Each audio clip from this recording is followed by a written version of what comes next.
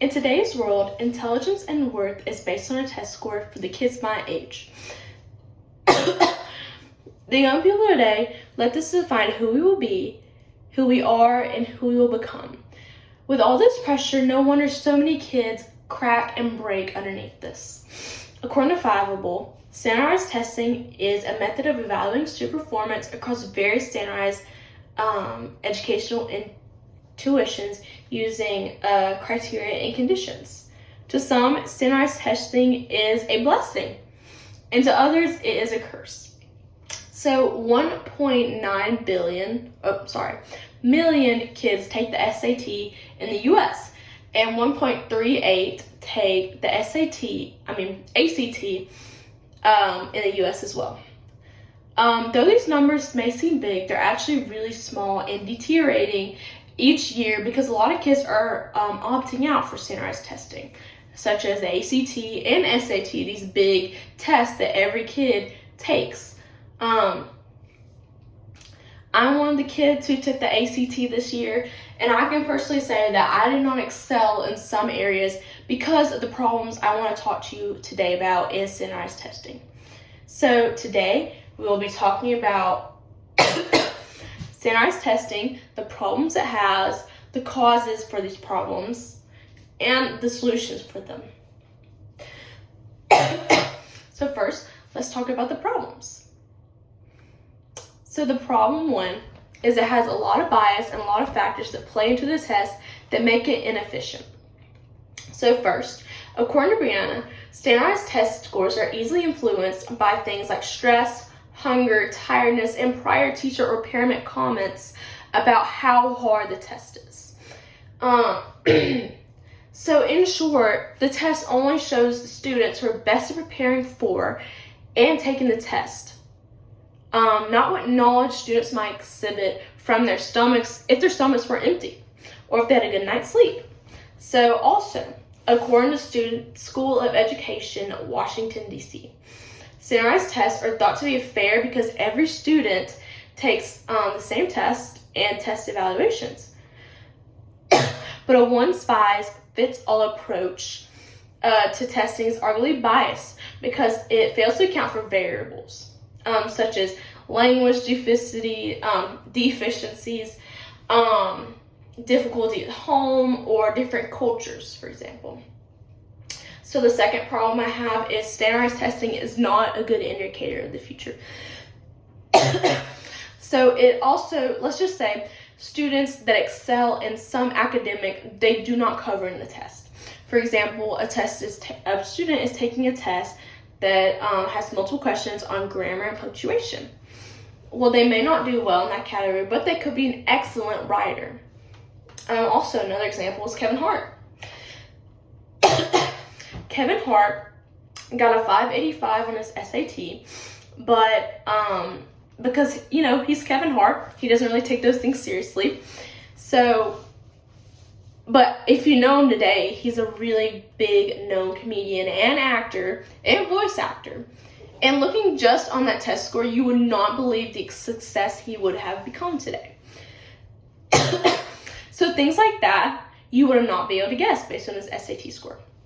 Okay, now that we've talked about the problems to standardized testing, let's look at what it causes.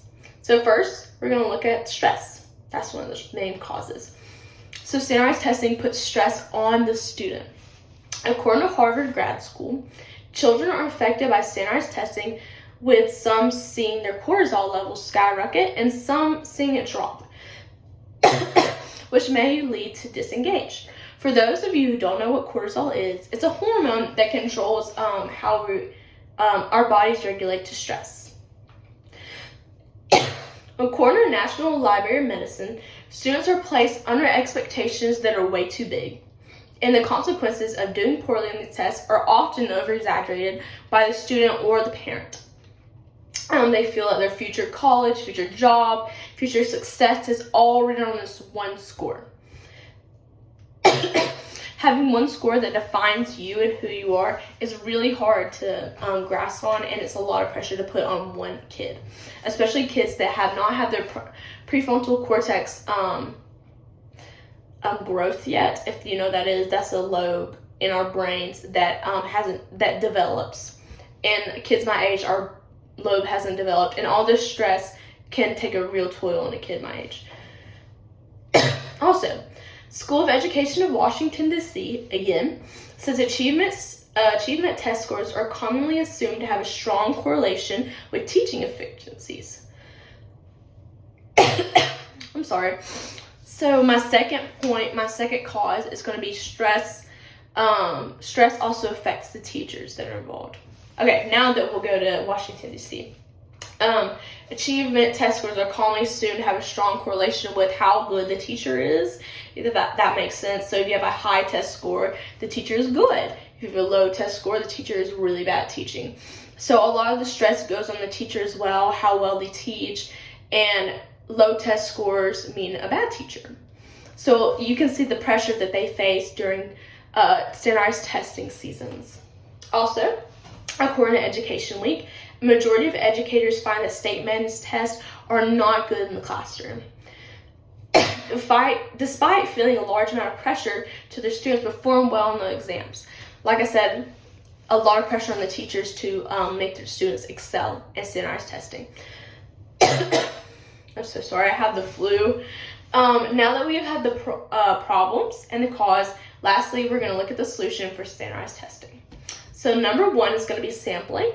And if you don't know what that is, it's rather than testing the entire school, you're going to take a statistically representation of your school and have them test. So though this does not totally stop standardized testing, it does help reduce how many students have to take it, how much energy, how much stress this affects on students. Also, we're going to look at another statistic. According to infographic from American University, students spend 20 to 25 hours on state-mandated tests, and schools spend $1.7 billion on the assessments. So if we do sampling, that reduces the amount of money we put into these tests, and also the hours that these students put into state-mandated testing. So my second solution is portfolio assessments. If you don't know what that is, that's basically all the projects, assignments, and things these students did throughout the school year that basically based their last final grade on all the assignments we did. I think this is another great example because not only does this give students a chance to really work for that grade, but also it doesn't leave that stress where one grade has a final say on how the student does in that whole course. All right, so now that we have the problem, the cause, and the solution, you may be thinking, what can I do? So even though standardized testing is a big issue, you can still do stuff. So if you have a kid in elementary school, speak up during a parent meeting. If you like to protest, do a peaceful protest on standardized testing, or look at the information I gave you today and spread that information. But one test score right now, to the kids my age, they think this score defines who they are, who they will be, and who they will become. But it really doesn't have to be this way. And with your help, it never will be.